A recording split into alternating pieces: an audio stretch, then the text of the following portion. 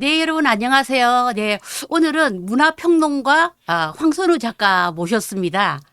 황선우 작가가 이번에 이 20대 아빠의 저출산 토크 책을 냈는데 오늘의 대화 주제도 20대 아빠로서 이 저출산 문제에 대해서 한번 좀 대담을 나눠보겠습니다.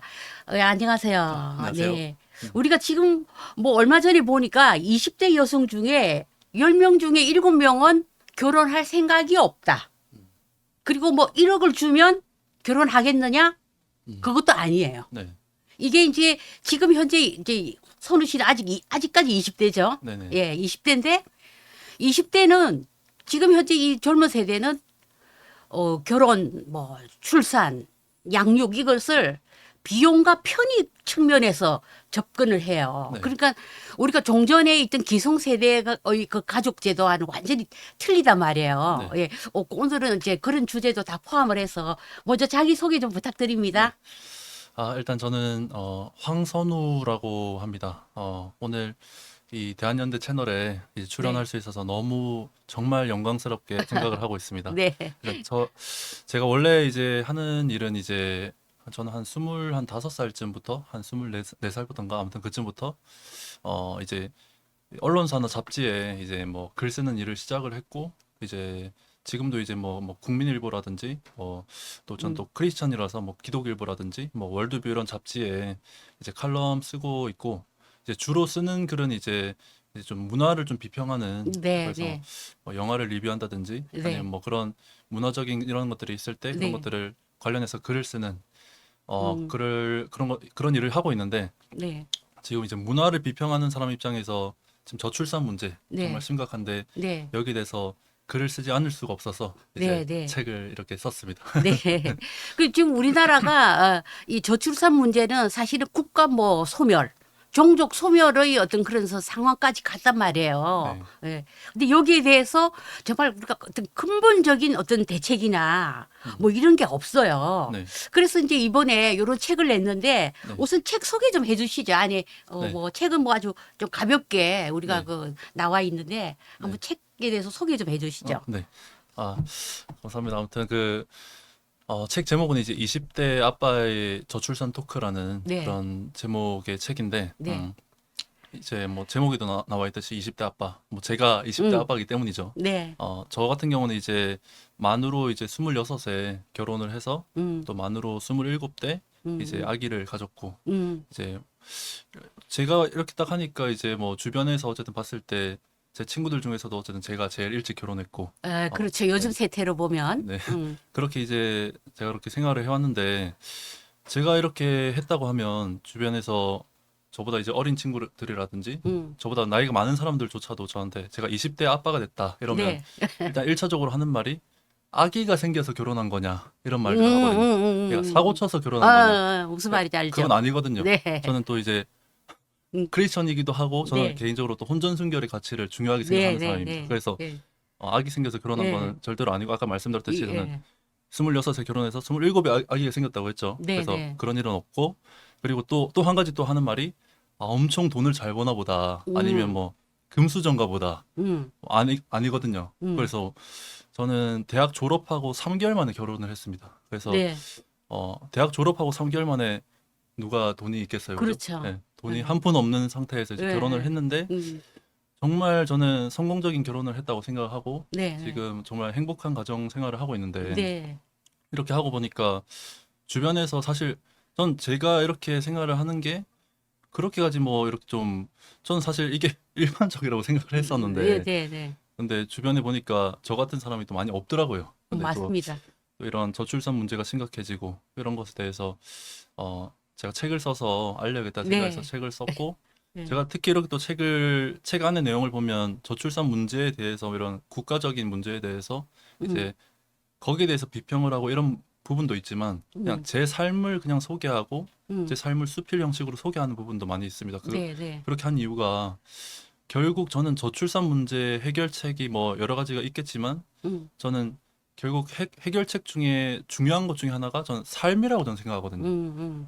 아무리 뭐 국가적으로 뭐 어떻게 해라 뭐 이걸 해라 저거 해라 뭐 아무리 뭐 뛰어난 말을 한다 하더라도 저는 내가 혼자 삶으로 좋은 남편이 되고 좋은 아버지가 되고 또 좋은 뭐 아내가 되고 좋은 어머니가 되는 게 그걸 또 삶으로 보여주는 것이 네. 저는 저출산 문제의 큰 해결책이 된다. 네. 왜냐하면 이제 많은 청소년들이나 청년들 중에 이제 사실 청소년들이나 청년들이 결혼을 안 하고 이렇게 하는 뭐 여러 가지 이유가 있겠지만 큰 이유 중에 하나가 전 사실 그런 부모님들이 먼저 좋은 가정의 모습을 보여주지 못했다. 그래서 거기에 대한 가정에 대한 상처로 이제 결혼을 하지 않는 사람들이 많이 있는데 그래서 제가 뭐 아주 큰 역할을 할지 못할지는 모르겠지만 네. 어쨌든 제 삶도 소개하고 싶고 네. 저의 생각 뭐 여러 가지 생각도 전해하고 싶어서 네. 책을 썼습니다. 네.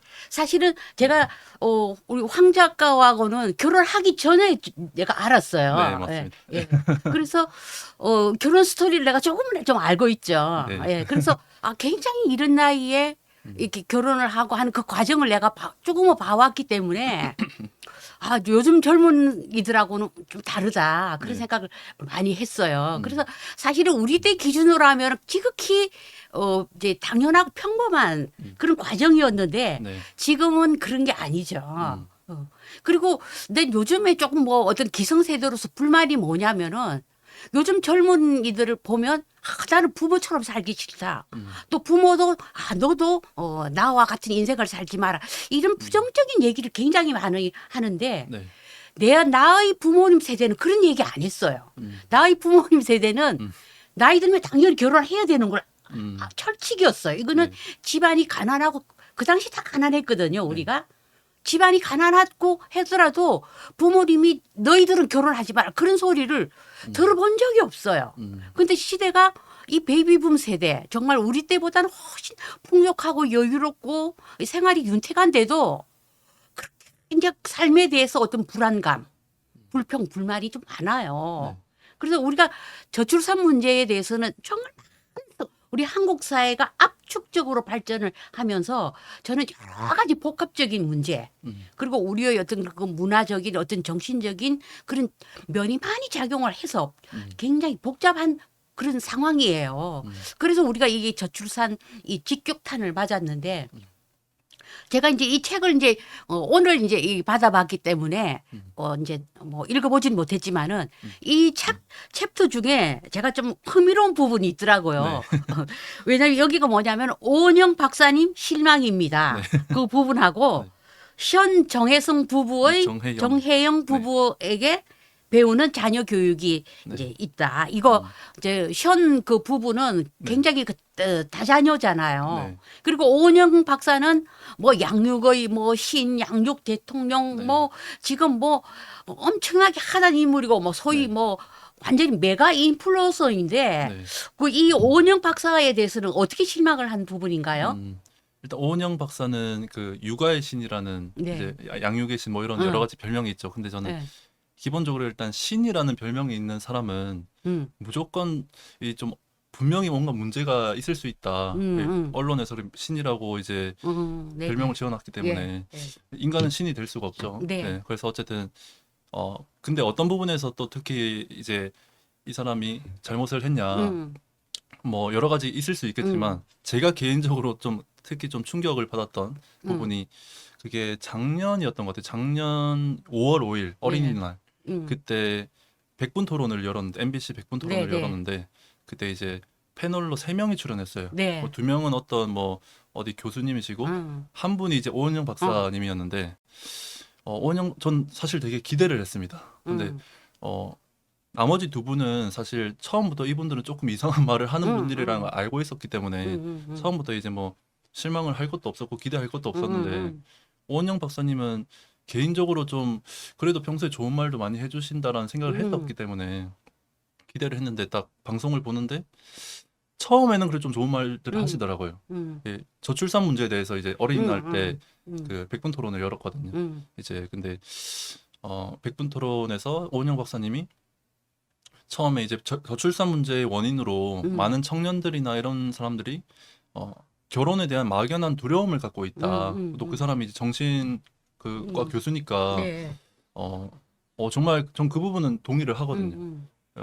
이 심리적으로 뭐 이런 두려움이 있는 그런 것들, 상처가 있는 부분들 이런 것들 분명히 원인이 되고 되는 그런 것까지 다 동의를 했는데 나중에 후반부에 갑자기 저출산 문제 해결책으로 또 말씀하시는 게 이제 혼전 동거하는 사람들한테 국가가 지원을 하면 그럼 이제 혼전 동거하다가 이제 아기가 생겨서 저출산 문제를 네. 해결해 줄 것이다. 네, 네. 이런 식으로 말씀을 하시는데 거기에 대해서 너무 실망을 한 거예요. 또 오은영 박사는 어쨌든 기독교인으로 알려져 있거든요. 근데 이제 기독교인이 또 그렇게 말을 하고 많은 사람들이 또 이제 그러면 이제 기독교인으로 대표되는 것까지는 아니라도 기독교인이라고 하는 사람이 그런 말을 하면 기독교에서는 그럼 그런 식으로 주장을 하는 건가 이렇게 오해하는 사람도 있을 수 있고 네, 네. 그래서 다 이제 옳지가 않은 건데 네.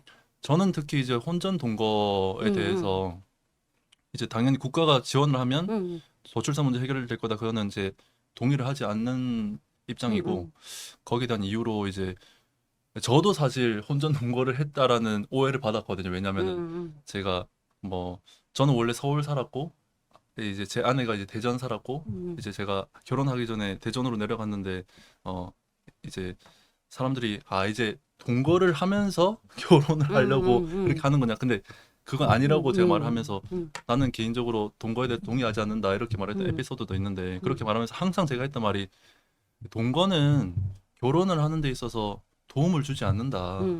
뭐 대표적인 사례만 봐도 이제 가수 중에 박진영 씨라고 있죠. JYP. 그분도 옛날에 결혼을 했었죠. 이번에 뭐 이제 재혼도 했지만 재혼하기 전에 결혼했을 때 그 사람이 결혼하기 전에 어떤 주장을 했었냐면 혼전 동거를 해야 된다. 그래야 결혼 생활 잘할 수 있다. 그래놓고 자기가 이혼했죠. 그리고 그 허지웅이라는 사람이 또 있습니다. 예, 예. 그 허지웅 작가. 예, 예. 그 사람도 이제 그 사람은 그 이혼을 해놓고도 이 혼전 동거하고 결혼해서 이혼을 해놓고도 계속 혼전 동거를 예, 해야 된다고 주장을 하더라고요. 네, 조금 네, 네. 이상한 주장을 하는 건데 네. 혼전 동거를 했으면 이제 결혼 전에 동거를 해서 상대방에 대해서 더 알아보고 이제 뭐 연애와 결혼은 뭐 완전히 다른 거라고 하면서 물론 다른 부분이 있겠지만 다르기 때문에 미리 살아보고 결혼을 해야 된다 이런 식으로 말을 하는 예, 것이 예. 얼핏 보면 맞는 말처럼 들리는데 결과가 다 그렇게 이혼을 하고 그리고 실제 통계만 봐도 혼전 동거하고 결혼해서 이혼하는 사람 많다는 건 통계로 이미 밝혀졌거든요. 네, 네, 네. 근데 그 이유에 대해서 네. 제가 나름대로 생각을 해봤는데 저도 이제 연애를 해보고 결혼을 해보면서 느낀 게 이제 결혼하기 전에 상대방에 대해서 알아보기 위해 동거를 한다는 게 좀 말이 안 된다고 생각을 했어요. 저는 지금 결혼을 한 지 이제 한 2년 차 이렇게 돼 가는데 재작년에 결혼했어요. 몇 년 차죠 그러면?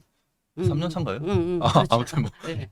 그래가지고 아직도 제 아내를 모르는 부분이 있어요. 네, 네. 그러니까 또 어떤 분들은 결혼한 지 한 50년 된 사람들도 아직도 나는 나의 배우자에 대해서 모르겠다. 네, 네. 이렇게 말을 하고 저는 저 자신에 대해서도 사실 아직 잘 모르겠거든요.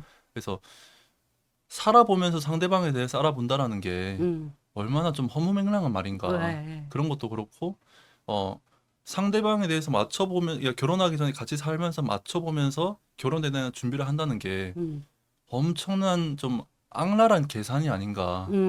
이 결국에 상대방이 결혼해서 잘 살기 위해서는 제가 봤을 때는 정말 마음의 넓이가 넓어지는 게 전 중요하다고 생각을 하는데 네, 그 네. 내 마음의 넓이가 넓어질 그런 준비는 하지 않고 네. 내 마음은 그대로 두고 상대방이 이 내 마음과 맞는가 계속 이렇게만 계산을 하는 게 결코 옳은 방법일 수가 없다. 근데 그거를 이제 국가가 지원을 해버리면 네, 네. 이거는 결과가 뻔하죠. 예. 네. 그러면서 가정도 이 가정이라는 것은 이제 결혼을 해가지고 아버지와 어머니 그리고 자녀 이런 형태가 있는데 그런 가정의 형태를 붕괴시키는 부분도 있을 테고 네, 네. 그래서 저는 이제 저출산 문제를 해결하기 위해서는 가정이 회복돼야 되는데 이제 이 가정이 붕괴가 되면 오히려 더 결과가 안 좋을 것이다 네. 이렇게 생각을 합니다. 네, 네. 이게 쉬운 동거는 사실은 쉬운 또 이혼으로 이어지고 네. 우리나라는 전통적으로 이 혼인 출산율이 압도적이에요. 네. 이 문화가 지금 이제 저출산 고령사회위원회에서 갑자기 그 김영미 부위원장이 프랑스 팍스제를 지금 계속해서 얘기를 하고 있단 말이에요. 네. 이 팍스제가 동거제란 말이에요. 사실은 사실혼 뭐 이런 그 동거제인데 이제 등록을 해서 이제 뭐 이렇게 어떤 합법적인 어떤 그 지위를 얻는다고. 그러니까 동거를 국가가 이제 완전히 이제 장려를 하는 건데 우리나라는 비혼 출산율이 굉장히 낮은 나라예요. 낮은 나라예요. 우리나라는 문화적으로 혼인 출산율이 압도적이에요. 네. 비혼 출산율은 3%밖에 안 돼요. 근데 이웃나라 일본도 마찬가지예요. 일본하고 그 우리나라하고 비슷한 그런 문화적인 측면이 뭐냐면 일본이 굉장히 동거 많이 할 것 같죠. 그렇지 않아요. 그렇더라도 비혼 출산율이 낮아요. 비혼 출산율이 우리보다 낮아요. 내가 이걸 조사를 해봤더니 비혼 출산율, 동거에서 출산하는 경우는 2%밖에 안 돼요. 우리나라는 조금 높아서 3%인데 우리나라는 혼인해서 출산하는 게 압도적이에요. 그런데 지금 계속해서 지금 국가기관에서 프랑스 팍스제를 계속 들고 나온단 말이에요. 그러니까 이게 저출산의 해법, 저출산 대책이라고 들고 나오면서 너무나 쉽게 동거제를 얘기를 해버려요. 그러니까 동거제라는 게 책임은 안 지는 거예요, 내가.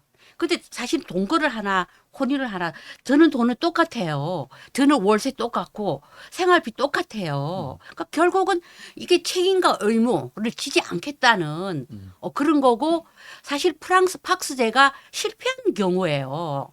팍스제가 뭐 선우 씨도 알다시피 동성혼을 합법화하기 이전에 네. 동성끼리 살게 하기 위해서 이 팍스제가 들어왔는데 프랑스가 팍스제를 채택하고 난 이후에는 오히려 혼인율이 더 떨어졌단 말이에요. 이 동거제는 실패한 거예요. 그렇죠. 예.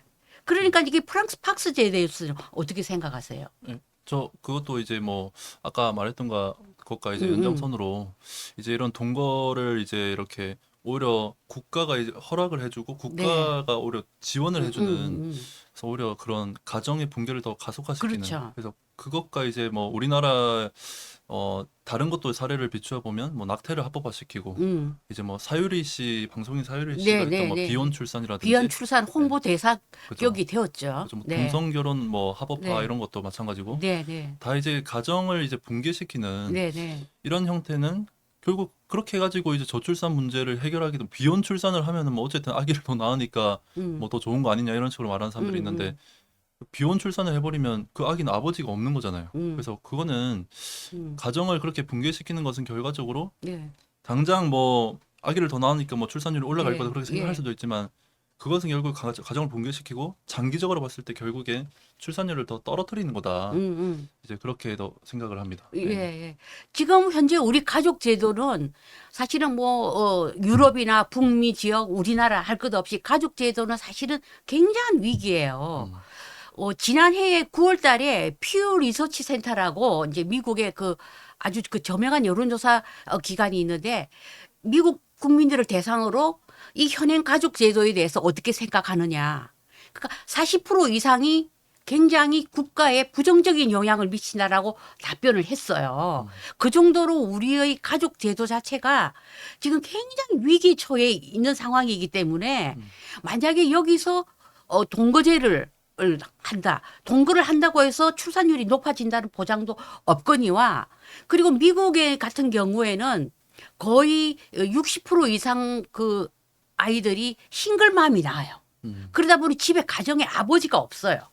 그래서 미국의 뭐 총기 사고 어떤 그런 그 범죄 이런 게 사실은 따지고 보면 싱글맘 쪽에서 굉장히 많이 나와서 이거는 미국의 가장 큰 사회적 문제거든요.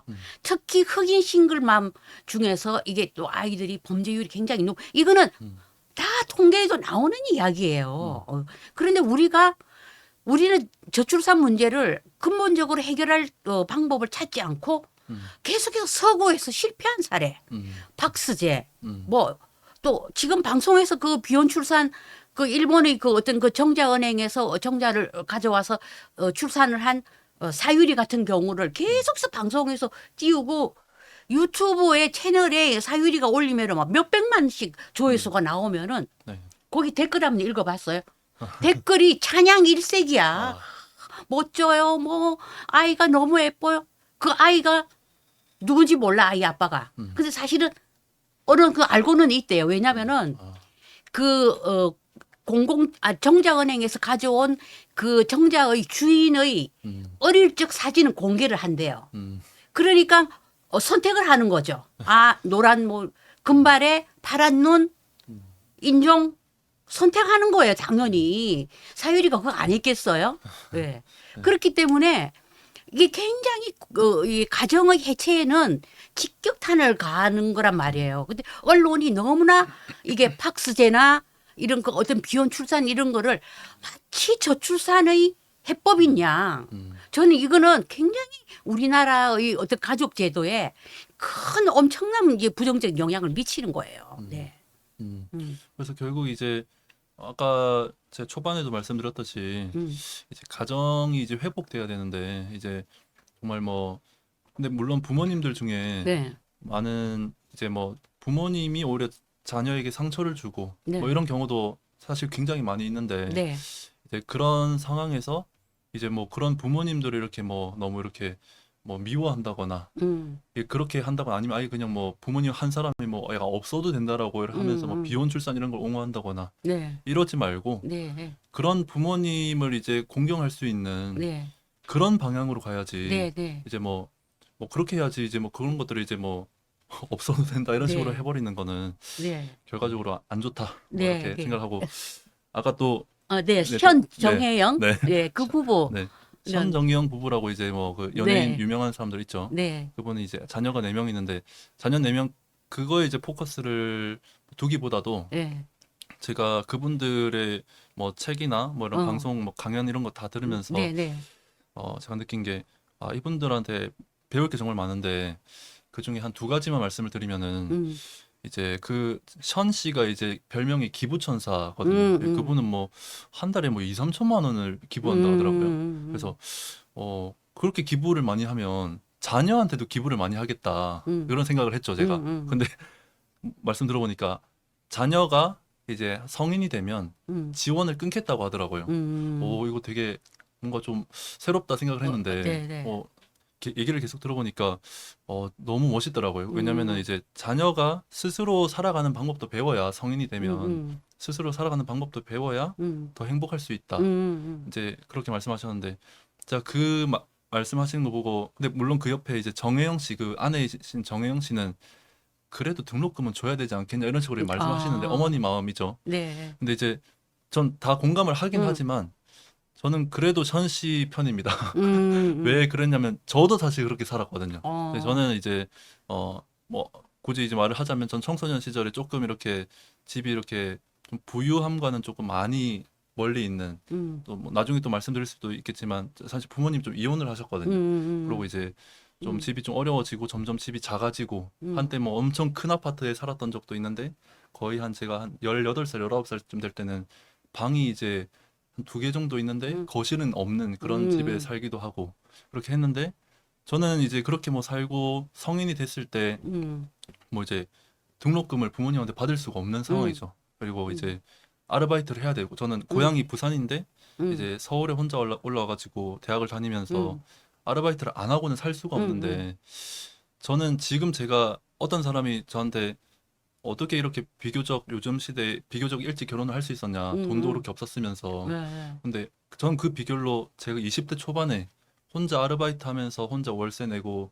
혼자 생활비 벌고 했던 그 경험이 저를 이렇게 독립심을 갖게 해주고 제가 돈 한 푼 없었지만 제 아내하고 이렇게 결혼하고 싶다는 생각을 하면서 네.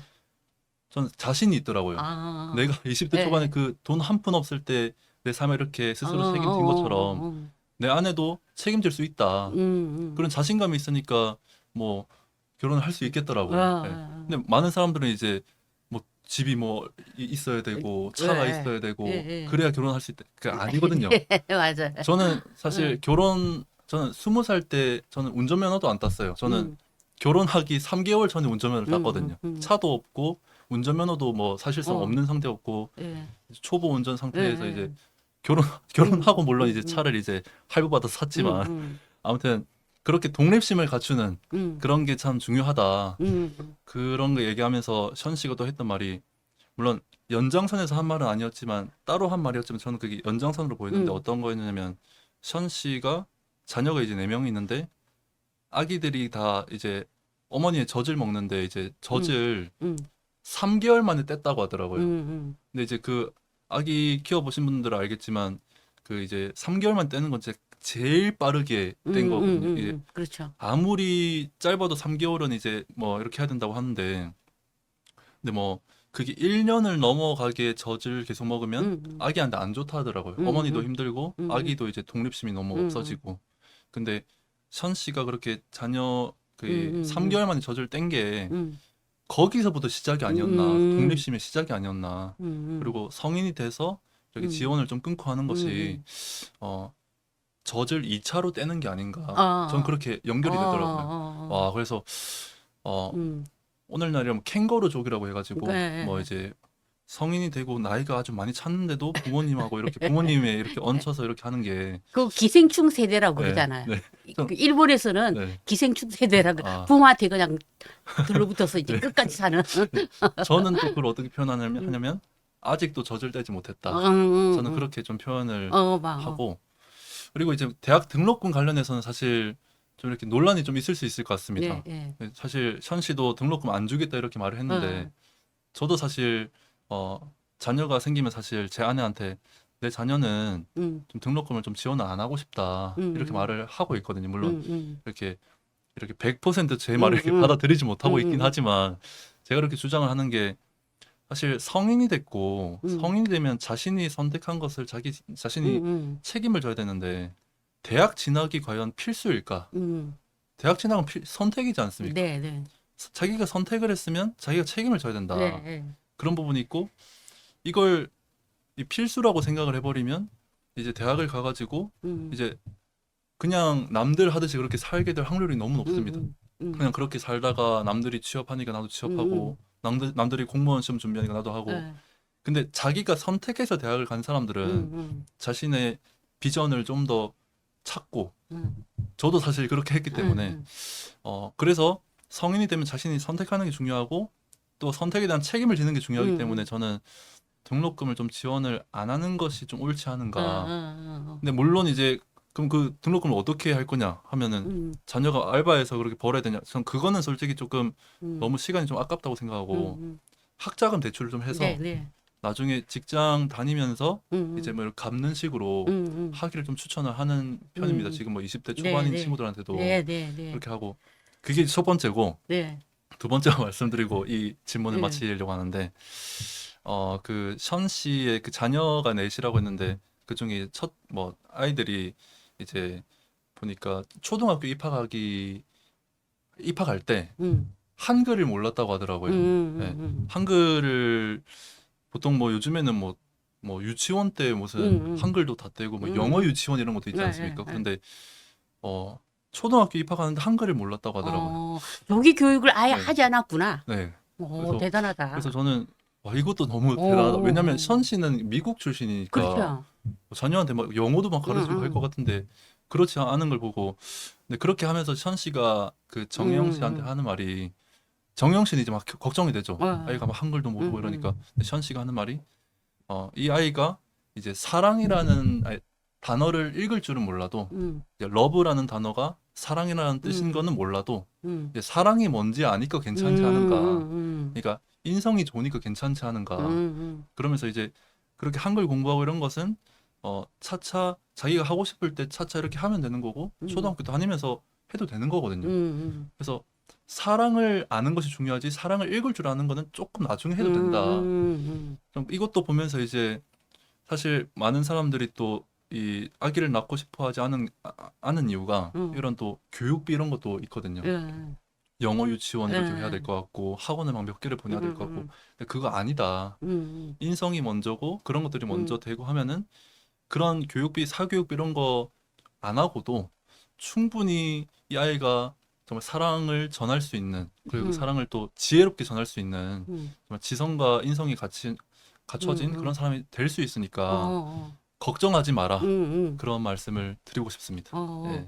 그 현 정혜영 부부가 그 양육 철학이 굉장히 그 정말 그 훌륭하네요. 네.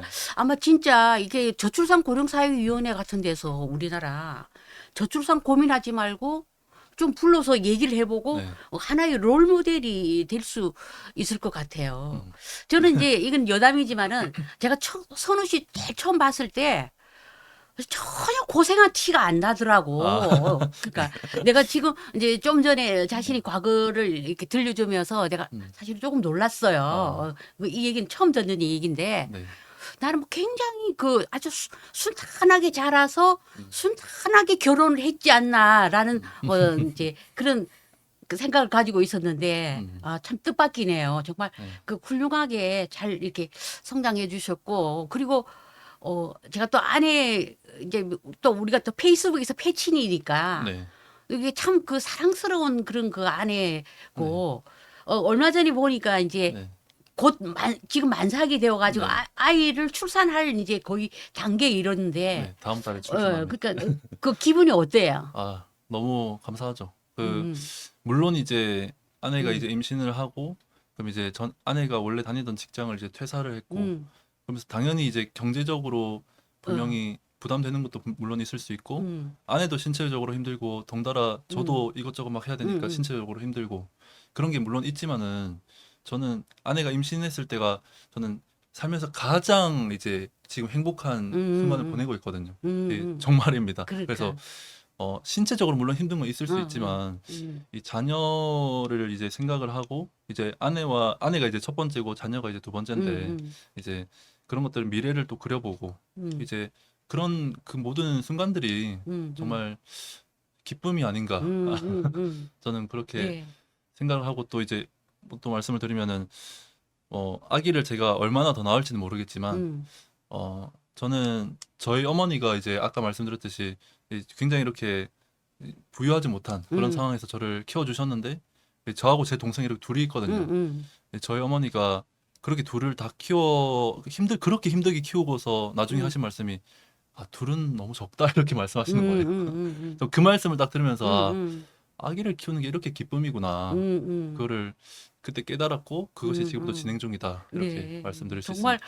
그 우리 황 작가 같은 사람이 이게 정말 이게 20대의 그 어떤 그런 거 홍보 대사가 되어야 아, 되지 않나 그런 감사합니다. 생각을 이렇게 하게 돼요. 제가 이제 그 과정을 알기 때문에 그러니까 우리나라 젊은이들은 참 지레 고민을 많이 해요.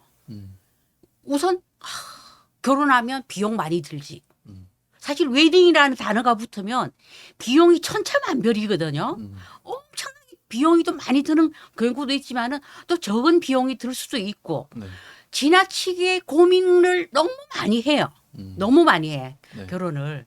그러니까 그 MZ 세대한테는 결혼이 너무나 벅차고 버겁고 음, 그리고 특히 또 이 어떤 그런 페미니즘의 어떤 그런 그 영향이 저는 거의 뭐 마른 장작에 성냥불을 그은 거와 똑같은 그런 상황이라고 생각을 해요. 음, 도대체 같은 20대로서 음, 우리 그 MZ 세대, 젊은 네, 세대들이 문제가 뭐라고 생각을 해요? 뭐 음, 많겠지만은 네. 뭐 대충이라도 몇 가지 좀 뭐 집어주면. 저는 한 미국의 어떤 한 초등학교에서 음, 어떤 한 그 교장 선생님으로 계셨던 어떤 분이 하신 말씀이 있는데 그분이 이제 미국에서 이제 활동하신 분인데 음, 그분이 한국의 학부모님들을 보고 음, 너무 놀라셨다는 거예요. 왜 음, 놀랐냐면 한국 학부모들은 이제 자녀를 교육할 때 교육 전문가의 말보다도 이 옆집 아줌마의 말을 더 신뢰한다는 거예요. 이제 뭐 예를 들어서 아기가 이제 뭐 공부를 좀 잘하게 하고 싶은데 그럼 이제 교육 전문가의 말을 듣고 교육 전문가의 책을 읽어본다든지 강연을 들어본다 이래야 되는데 옆집 아줌마가 막 저기 아저씨도 마찬가지입니다. 브런치 오해하지 모임 마세요. 같은 데 네, 가서 네. 그냥 옆집 듣고, 사람이 자꾸 뭐 저기 학원 어, 다니니까 어, 뭐 성적 어, 올랐다더라. 어, 근데 내 자녀가 그 학원 갔을 때 안 맞을 수도 있는 거 아니겠습니까? 근데 음, 그럼 그 학원 막 보내는 거예요. 음, 그런 거 뭐 음, 포함해서 음, 여러 가지 예가 있는데 그렇게 하는 이유가 음, 이 옆집 사람 이런 식으로 음. 하면 비교 의식이 너무 심하다. 맞아요. 그런 예, 것들이 자녀한테도 흘러가고 그런 것들이 그래서 뭐 수저 이런 예, 얘기하면서 응. 뭐 나는 뭐 흑수저고 저기는 막 금수저고 그러니까, 이러면서 응, 막 열등감 느끼고 응, 그런 비교 의식을 응, 느낄 필요가 응, 없다라는 것을 응, 응, 저는 그거 응. 역시도 사실 저는 저희 네, 네, 어머니를 보면서 좀 예, 깨달았는데 예, 예. 저희 뭐 나중에 또 말씀을 또 드릴 응, 수도 있겠지만 어쨌든 비교식을 저는 좀 많이 안 갖는 편입니다. 예, 그래서 그거 사실 한국병이에요. 네. 그러면서 저는 결혼할 때도 일단 뭐 웨딩 비용 이런 건 솔직히 축의금으로 다 해결이 됩니다. 네. 그 신혼여행도 마찬가지고. 그리고 이제 집을 이제 장만을 할 때 뭐 저는 아직 집이 없어요. 집이 없고 집 지금 월세로 살고 있는데 집 한 방 2개로 해서 빌라에 살고 있거든요. 근데 그렇게 할 때도 모든 사람은 또 이제 집이 좀 꽤 큰 곳이 막 집이 아예 자기 집이 있어야 되고 예. 그럴 필요가 없거든요. 근데 네네. 그렇게 해야 된다고 말하는 게 그냥 그 배우자고 행복하게 살면 되는데 자꾸 막 저 친구는 저 아파트 산다는데 저 친구는 뭐 어떤 차 탄다는데 이러면서 하는데 그 전혀 쓸모없는 말이거든요. 네네. 제가 또 방금 말씀드렸듯이 방이 한 2개로 해서 빌라에 살고 있는데 방 하나는 거의 뭐 사실 뭐 이 창고, 옷방 이런 걸로 쓰고 있기 때문에 사실상 방 하나, 거실 하나 이렇게 사용을 하고 있습니다. 근데 저는 말씀드리고 싶은 게 신혼 때는 집이 작으면 작을수록 좋다. 이렇게 말씀하는 게 물론 제 아내를 정말 사랑하고 앞으로도 사랑할 거고 그렇지만 사람이 살다 보면 좀 감정이 상할 때가 있을 수 있거든요. 네. 근데 감정이 상하는데 집이 막 너무 커버리면 각방을 쓰기 시작합니다. 그래. 집이 맞아. 한 2채 이상 있는 사람은 어. 막 저기 집 가버리기도 하고. 음. 근데 이제 집이 있는데 집이 좁으니까 감정이 좀 상하다가도 어디 뭐 바로 옆에 있으니까 풀 수밖에 없다. 같이 있으니까 감정이 이렇게 풀어지고 예. 너무 좋은 거예요, 그런 게. 그래서 신혼 때는 집이 작으면 작을수록 좋다. 네. 그래서 근데 또 이렇게 말을 하면 또 막 저 친구는 막 집이 크던데 이런 말 하지 말라는 거예요. 네, 그런 생각도 하지 말고. 그러니까. 네. 그래서 저는 그런 비교 의식의 문제가 너무 심각하기 때문에 예. 이런 좀 결혼과 출산을 기피하는 게 있지 않나. 예. 네. 사실은 뭐 이렇게 우리나라가 나 나름대로 사는 게 아니라 남 나름대로 살아요. 네. 나는 이게 참 한국어의 어떤 그런 거 아주 고질병이라고 생각하는데 네. 그 참 재밌는 이야기가 있어. 이건 실제로 있는 이야기인데 이제 제 주변에 이제 이렇게 다 이제 뭐 조금 늦게라도 이제 아이들을 이제 결혼시켜서 이제 아이를 낳잖아요. 이게 산후조리원에도 네. 등급이 있다는 거예요. 네. 그러니까 서초동 산후조리원과 네. 뭐 어디 의정부나 어디 광명이나 산후조리원이 등급이 있다는 거예요. 그래서 그 서초동 뭐 이렇게 강남에 있는 산후조리원은 동기가 있대요. 산후조리원 동기가 있어서 그 동기들이 기수별로 또 다 그걸 또 전수를 해서 자기네들끼리 그 또 모임이 있다는만요. 이게 실제로 그렇대요. 근데 그 서초동 산후조리원하고 이 저기 의정부 쪽 산후조리원하고 비용도 차이가 엄청나다는 거예요. 그럼 특히 누구 또 뭐 연예인이나 인플루언서가 거기서 그 산후조리원을 이용을 했다. 이러면은 그 비용이 엄청난 거예요. 그래서 야 산후조리원도 등급 있는 거 그거 아니야? 그러니까 이게 우리 한국 사회가 전부 계층을 나누고 등급을 나누고 누구나 다 뭐 능력되고 하면 서초동 강남에 가서 산후조리원 이용하면 되죠. 네. 굳이 그걸 비교를 할 필요가 없는데 이게 참 한국 사회의 어떤 큰 문제라고 생각을 해요. 그러다 보니 우리나라 젊은이들이 점점 이 연애 리스크도 크고 결혼의 장벽이 점점 높아지는 거죠. 제 그 비교의식 관련된 가장 큰 에피소드가 하나가 있는데 제가 이런 좀 비교의식을 좀 안 갖게 된 큰 계기 중에 하나가 제가 초등학교 6학년 때였는데 그때 이제 뭐 저희 집이 정말 많이 힘들어졌어요. 이제 뭐 집이 점점 작아지고 이렇게 됐는데 그러면서 제가 약간 거의 뭐 기초생활수급자 수준의 그렇게 좀 이제 해당이 된 것 같아요. 지금 생각해 보면. 그래서 그 초등학교 저희 반에 이제 그 인원이 30명 정도 있었는데 거기서 제가 참고로 그때 반장이었습니다. 반장이면 보통 이렇게 돈이 좀 있고 이래야 되는데 그렇죠. 이제 전 돈도 없고 이런데 반장이고 이랬는데 아무튼 그때 30명 중에 한 3명 정도를 이제 그 무료 운동화를 이렇게 줬어요. 이 운동화를 무료.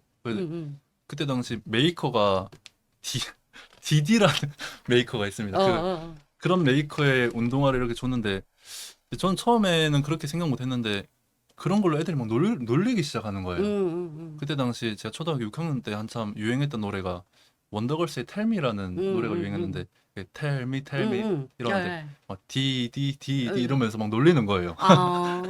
그러면서 그 3명 그 디디 운동화를 받았던 건 3명에 제가 이제 포함이 돼가지고 막 놀리는데 저는 또 반장이고 이또 그렇게 너무 놀림받고 이러면 안 되는데 너무 이게 부끄럽고 이런 상황이 돼가지고 근데 저는 그래서 그걸 어떻게든 막 피하려고 막 난 이 운동화 가지고 막 집에서 바퀴벌레나 죽여야겠다 이러면서 그렇게 막 말을 했었거든요. 근데 뭐 그렇게 말을 해도 뭐 의미가 없죠. 제가 이미 그렇죠. 받았다는 것 자체가. 예, 예, 예.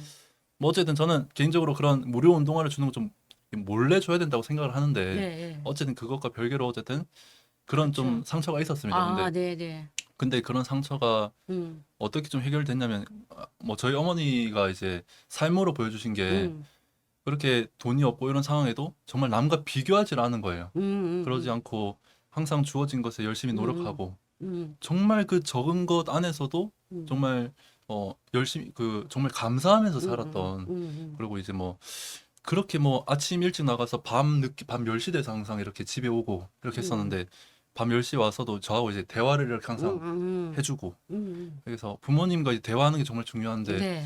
저는 그런 것들을 이제 고등학교 졸업할 때까지 계속 제가 독립할 때까지 계속 네. 이렇게 할 수 있었던 게 네, 네. 사실 지금 생각해 보면 저도 이제 아침 일찍 나가서 밤늦게까지 뭔가 일하고 올 때가 있는데 음, 그렇게 집에 오면 그냥 쓰러져서 누워 있기가 쉬운데 항상 그렇게 대화를 해주고 음. 그런 것들이 다 저를 이렇게 또 만들어 준 게 아닌가 예. 그런 음, 생각이 드는데 최근에 그 뉴스 기사 중에 그 아기를 이제 낳기 싫어하는 이유 중에 하나로 이제 초등학교나 이런 곳에서 그 개근상을 받으면 이 음, 애가 결석을 안 하고 출석을 다 하면 음. 얼마나 집이 가난해서 여행 한 번 못 가냐 음. 이러면서 개근 개근, 거지라고 한다 맞아요. 하더라고요. 그거 있어요. 근데 그런 이유로 아기를 낳기 싫어한다는 거 저는 일부 공감합니다. 네. 그럴 수 있다라고 생각하는 부분도 네, 네. 있겠지만 제 삶을 이렇게 보면서 네. 그럴 수 있겠지만 음, 그런 상황에도 음. 그 부모가 정말 그 자리에서 그 자리를 잘 지키고 있다면 맞아요. 자녀는 정말 누구보다 멋있게 살 수 네, 있다. 네. 그러니까 그러니까, 그런 오늘날의 세태가 잘못된 음, 건 맞지만 바뀌어야 음, 되는 건 맞지만 그런 상황에서도 그 아기를 음, 낳고 결혼하고 이런 것들을 꿈을 포기하지 음, 마시라. 음, 그런 말씀을 좀 드리고 싶더라고요. 그 분께. 예. 네. 그러니까 이게 남과 비교하고 산다는 게 백해무익이거든요. 네. 그러니까 요즘에는 너무나 부모들 스스로도 막 그냥 자학을 해. 자기 부정 문화가 우리는 너무 심각해요. 우리나라의 가장 고질적인 뭐냐면 자기 부정 문화예요. 음, 그러니까 부모들도 계속 그러다 보니까 아이들이 영향을 받아서 뭐 나이키 중에서도 또 다 급이 있잖아요. 그러니까 내가 그 운동화를 갖기 위해서 나쁜 짓을 하는 거예요. 도박도 음, 할 수도 있는 거고 음, 내가 이렇게 도박을 조사하다 보니까 음, 그런 면이 있더라고요. 음, 뭐 귀에 꼽는 그 뭐죠? 그 음. 아이폰 뭐 네. 그런 에어팟. 거 네. 또 뭐 이렇게 좋은 어떤 그런 그 전자 어떤 기기 그리고 아주 비싼 그 뭐 나이키 운동화를 갖기 위해서 아이들에게 이제 도박을 하고 음, 아이들이 그런 경우가 있어요. 음, 그래서 정말 남하고 비교한다는 거 이거는 우리나라에서는 정말 이렇게 고쳐야 되고 이것이 이런 음. 문화가 하류 문화잖아요. 네. 사실은 굉장히 음, 어떤 수준 낮은 네. 문화예요. 그렇기 때문에 이것을 우리 그 기성세대가 사실은 저는 잘못이 크다고 생각을 해요. 음, 그리고 딸 바보, 아들 바보, 음, 우리 그 특히 나보다도 조금 낮은 세대 음, 보면은 내 친구 중에 이런 사람이 있었어요. 아들 2명인데 네. 아이들을 그 결혼시키기가 싫다는 거예요. 음, 왜 그러니까 다른 사람이 우리 집에 들어오는 게 싫다는 거예요. 그러니까 어떤 그런 그 자식에 대한 지나친 유착 관계에 음, 아이들을 독립을 못 시키는 거예요. 음, 어떻게 그 자기 그 장성한 아들들이 같이 살면서 며느리 보는 게 너무 부담스럽다. 음, 그런 상황인 거예요. 음, 그러니까 우리 사회가 얼마나 이 저출산 문제에 대해서 정말 그 문제가 쌓여 있는 거예요. 예. 그래서 또 이제 얼마 전에 이제 이 저출산 대통령 직속 저출산 고령사 위원회에 나경원 전 의원이 잠깐 그 부위원장을 맡은 적이 있어요. 네. 그때 이제 맡으면서 이 헝가리 모델을 또 들고 나왔거든요. 음, 이 헝가리 모델 이제 네. 아이를 낳아서 하면 돈을 얼마를 주는 거. 음, 사실 헝가리가 우리나라보다 출산율이 배예요. 우리는 0.7이지만은 헝가리는 유럽 중에서도 굉장히 높아요. 0.59 정도로 되고 그 헝가리의 그 빅토르 오르반 총리라고 굉장히 강인한 총리가 있어요. 우파 총리인데 그분이 뭐라 그랬냐면은 헝가리에는 헝가리 아이가 필요하다. 이민이나 이런 난민을 받지 않아도 순수히 헝가리 출산율로 1.59예요. 그런데 이제 우리나라에서는 헝가리가 돈을 줘서 그렇다. 그렇게 생각을 하더라고요. 그렇게 받아들여서 뭐 헝가리 모델을 찬성하는 한창 스웨덴 모델, 뭐 독일 모델, 프랑스 모델 얘기하더니 또 그때는 또 헝가리 모델이 잠깐 또 어떻게 반짝했어요. 그래서 이게 헝가리 모델 돈을 주는 거란 말이에요. 그 돈을 줘서 출산율이 높아질까요? 아니라고 네. 당연히 생각을 예. 합니다. 음. 네. 돈을 줘서 그렇게 출산율이 높아질 거면 네. 돈 엄청 많은데 결혼 안 하는 사람들은 뭐고 돈 많은데 이제 아기 안 낳는 사람들은 네. 이제 설명이 안 되죠. 네. 이제 애초에 결혼을 할 생각이 없는데 돈을 이렇게 준다라고 말을 하는 게 말이 안 되고 네. 그래서 이제 결국에 그 청년들과 청소년들의 생각을 결국에 바뀌어야 맞아요. 되는 부분이 세계관이 예. 바뀌어야 되는 거고 예. 아까 뭐 비교의식, 뭐 독립심, 아까 지금까지 말했던 그런 것들, 뭐 부모님과의 대화, 뭐 다 이런 것들이 이제 그런 것들이 문화적으로 해결돼야 할 부분을 이 정치가 너무 이렇게 지나치게 국가가 간섭해서 맞아요. 그렇게 하는 것은 예. 옳지 않다. 음. 그렇게 생각을 합니다. 예, 네. 예. 이게 우리나라의 이제 이 결혼 적령기 25세부터 49세 특히 남성들은 절반이 지금 그 미혼 상태예요. 여성은 조금 낮아요, 그래도. 그 이런 상황에서 그러면 헝가리 모델을 설령 도입을 해. 헝가리 모델이 제가 이렇게 써왔는데 41세 이하가 결혼하면 우리나라 돈으로 한 3천만 원 정도 대출을 해주고 그다음에 첫 자녀 출산 시 또 뭐 둘째, 셋째를 하면 완전히 탕감을 해주는 그런 순차적인 모델이란 말이에요, 헝가리가. 네. 근데 이제 우리나라에서 간과하는 부분이 있어요. 그리고 나경원 그때 그 전 그 부위원장도 헝가리가 돈을 얼마를 줬다. 이거 셋째를 낳으면은 탕감을 해주겠다. 자꾸 돈에만 포커스를 맞추는데 헝가리는 그게 아니에요. 헝가리는 2012년에 이 오르반 총리가 이제 취임을 하면서 헌법을 고쳐버렸어요. 헌법이 뭐냐? 기독교적 가치를 뚜렷이 한 거예요. 헌법에 그렇게 나와 있어요. 헌법에 하나님을 인정한다. 두 번째, 전통적인 가족을 인정한다. 세 번째, 태아의 생명권을 인정한다. 이게 기본적인 그 어떤 그런 기독교적 가치관, 기본적인 우리 전통적으로 내려오는 전통 가족의 네. 가치, 이거를 확고하게 한 거예요. 그 바탕 위에 출산율이 높아지고 여기에 아울러서 돈을 지원을 하니까 헝가리 출산율이 1.59가 돼버린 거예요. 유럽에서는 가장 높죠. 왜냐하면 프랑스나 스웨덴 같은 데 출산율 높이는 거는 사실은 이민 난민을 받는 무슬림이 가장 여기 기여를 하고 있단 말이에요. 그 영국 같은 경우에는 신생아 이름이 1위가 무하마드, 뭐 2위가 알리, 또 다른 알리 이런 식으로 쭉 나간단 말이에요. 네. 근데 헝가리는 아니에요. 우리가 헝가리 모델 이런 걸 얘기를 할 때 이 헝가리가 왜 어떻게 해서 이렇게 출산율이 높아졌는가? 그게 돈 문제가 아니었다라는 거예요. 이 기본적으로 문화적으로 그런 뭐 가정을 지키고 이런 전통적인 가치를 지키는 이런 것들이 문화적으로 잘 퍼져 있고 사람들의 그런 게 또 각인이 돼 있고 하니까 네. 그런 안에서 뭐 이제 뭔가가 돼야 되지. 네. 이제 지금 상태에서 우리나라에 이렇게 뭐 지원을 이렇게 막 늘리고 이렇게 해버리면 네. 그럼 또 3천만 원 주면은 막 저 친구는 막 뭐 1억 있는데 3천만 원 받고 여기는 막 또 이렇게 막 비교를 하기 그렇죠. 시작하고 이런 이상한 일이 펼쳐질 거기 네. 때문에 저도 동의를 합니다. 예. 예, 3천만 원 주면 일단 오마카세 가서 좀 먹고 네. 해외여행 가고 네. 개 아빠 네. 강아지 저기 뭐야 그 반려묘 네. 고양이의 엄마가 되는 거죠. 네. 그러니까 저기 유모차보다 개모차가 더 많이 팔렸다고 그러잖아요. 참 씁쓸한 네. 뉴스예요. 요즘에는. 맞아요. 예. 제가 글 쓴 것 중에 하나가 갑자기 또 생각나는데 그 개는 훌륭하다라는 그 예능 프로그램이 있습니다. 네, 그 맞아요. 거기서 그 강형옥 씨 그 개통령이라고 예, 하는 그분이 너무 좋은 말씀하셨는데 예. 그분이 개 키우는 사람이 어떤 개한테 막 우리 아기 막 이러는 거예요. 근데 강용욱 씨가 그렇게 부르지 말라고. 얘는 걔는 아기가 아니라고. 걔는 그냥 개일 뿐이다 이러면서 개를 보면서 너는 개야 막 이러시는 거예요. 아, 정말 맞는 말씀이다. 개는 개로 키워야 되고 우리는 인간이지 않습니까? 네, 맞아요. 그래서 그렇게 해야 되지 않겠나. 네. 그러니까 우리가 사람의 엄마가 되고 사람의 아빠가 돼야 되는데 네. 개의 엄마가 되고 고양이의 아빠가 되고자 하는 거.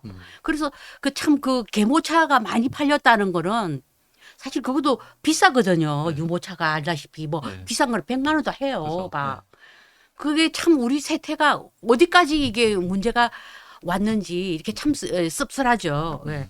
그래서 뭐 저기 전체적으로 네. 이 책도 그렇고 전체적으로 그 저출산 문제에 대해서 20대 아빠로서 전체적인 어떤 그런 생각을 좀 말씀을 해주시면 좋겠어요. 네. 일단 저는 많은 청소년들과 청년들이 이 가정에 대한 소망이 일단 회복이 돼야 된다. 뭐 어떤 돈이나 이런 것들은 뭐 핵심이 아니다. 본질도 네. 아니고 가정에 대한 소망이 회복돼야 되는데 그러려면 가정이 회복돼야 되고 네.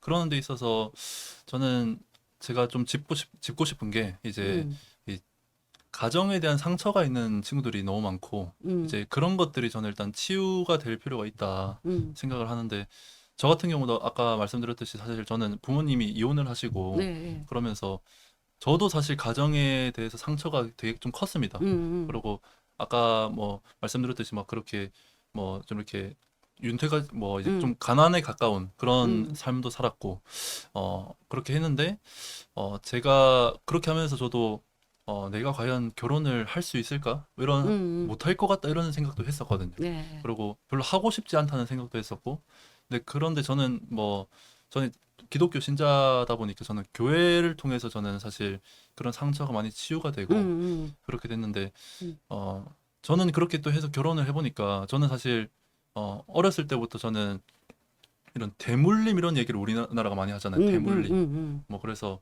약간 좀 불쌍한 사람 보면 막 쯧쯧쯧 이렇게 막 혀를 차고 그렇게 하면서 아, 너 전생에 얼마나 죄를 지었으면 이런 식으로 하는 우리나라에 그런 문화가 있는데 그런 대물림이 전 사실 될까 봐 좀 두려웠던 것 때문에 제가 좀 결혼을 안 하고 싶다고 생각했던 부분이 있었거든요. 근데 저는 그런 대물림은 다 끊어낼 수 있다라는 것을 제가 알았고 실제로 지금 경험하고 있고 네. 그래서 설령 그 부모님이 불행한 삶을 사셨다 하더라도 설령 이혼을 하셨거나 그렇게 하셨다 하더라도 나는 분명히 그 대물림을 끊어낼 수 있고 행복하게 살 자격이 있다. 그럴 수 있다. 그리고 그런 것들을 꼭 아셨으면 좋겠고 네. 누구나 이제 행복한 가정을 꾸릴 수가 있고 그리고 또 이제 또 그런 데 있어서 또 걱정되는 게 뭐 돈 문제 뭐 여러 가지 문제가 있겠지만은 그런 것들도 남과 비교하지 않고 당연히 이제 성실하게 살고 부지런하게 살아야 하는 건 당연한 거죠. 그렇게 산다면 뭐 문제 없습니다. 네. 자꾸 막 비교를 하니까 문제가 되는 거지. 네. 네. 네. 그런 부분도 있고 또 말씀드리고 싶은 게 이제 부모님과의 대화를 많이 해야 되는데 물론 이제 뭐 그런 가정이 안 돼 있는 분들은 이제 또 그런 부분에 대해서 이제 뭐 또 뭐 어디 교회라든지 이런 곳을 통해서 그런 좋은 가정의 모범 이런 것들을 물론 보기도 해야 되고 하겠지만 네. 내가 이제 부모가 된다라면 자녀와 정말 대화를 많이 해야 됩니다. 네. 네. 요즘에는 초등학생 때부터 막 스마트폰을 막 가지고 다니는데 저는 사실 거기에 대해서 좀 부정적인 생각을 갖고 있거든요. 네.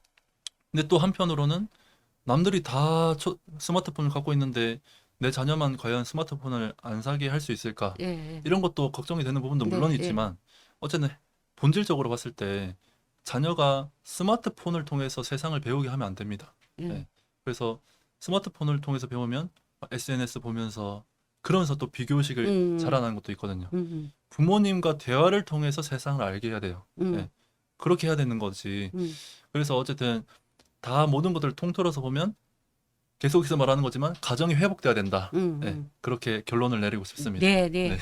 예. 이 우리나라가 또 빠뜨리는 문제가 뭐냐면은 이혼율이 굉장히 높아요. 네. 아시아 1등이에요, 이혼율이. 네. 이런 거를 1등을 하지 말아야 되는데 우리나라가 또 이런 부분은 또 1등이에요. 네. 그러다 보니 가정이 참 이렇게 좀 불안정한 거예요. 우리 살다 보면 이혼할 수 있지만은 우리나라는 지나치게 이혼율이 높아요. 네. 그러다 보니 뭐 싱글 맘 같은 경우에는 막 그냥 신세 한탄을 하고 그 아이들에게 또 그런 영향을 미치고 하는데 사실은 우리가 이혼율이 높다는 거 이것도 우리가 잊지 말아야 돼요. 네. 네. 그 이것도 어떤 가정의 어떤 그런 그 회복의 하나의 걸림돌이 아닌가라고 저는 평소에 생각을 하고 그리고 특히 이제 제가 이제 이 방송을 통해서 강조하고 싶은 것은 여성들은 남성들하고 틀려요. 신체 구조가 틀려. 여성에게는 생물학적 시계라는 게 존재를 해요. 여성은 일단은 40이 넘으면은 임신하기가 힘들어요. 생물학적으로 어떤 한계에 도달을 한단 말이에요. 네. 그러니까 이런 얘기를 제가 한다고 해서 부정적으로 받아들이지 말고 여성의 몸 구조가 그래요. 항상 생체 시계라는 게 여성한테는 존재해요. 남자는 그건 아니야. 예. 그래서 우리나라 여성들이 이렇게 계속해서 어떤 그런 그 페미니즘 사상이나 이런 거에 너무 지나치게 결혼과 어떤 그런 그 양육 이런 거를 부정적으로 보는 데서 벗어나서 아까 우리 황 작가가 말했다시피 가정의 회복, 페미니즘이 회복, 페미니즘이 아닌 페밀리즘 네. 회복 이게 제가 또 요즘 또 주창하는 또 네. 하나의 슬로건이잖아요. 네. 그래서 우리가 그런 좀 가정의 회복이 되었으면 좋겠고 우리가 이게 황선우 작가가 쓴 이 책도 한번 여러분들이 한번 읽어보시면은 이 20대 아빠가 이 저출산에 대해서 어떻게 생각하는지 굉장히 오늘 통해서 바람직하고 건전한 이야기가 많이 나왔어요. 여러분 이 책 한번 읽어보시기 부탁드립니다. 네, 오늘은 이 정도로 마치고 다음에 또 우리가 또 한번 또 좋은 얘기를 나눠왔으면 좋겠습니다. 네, 네, 감사합니다. 올라와 주셔서 감사합니다. 감사합니다. 네.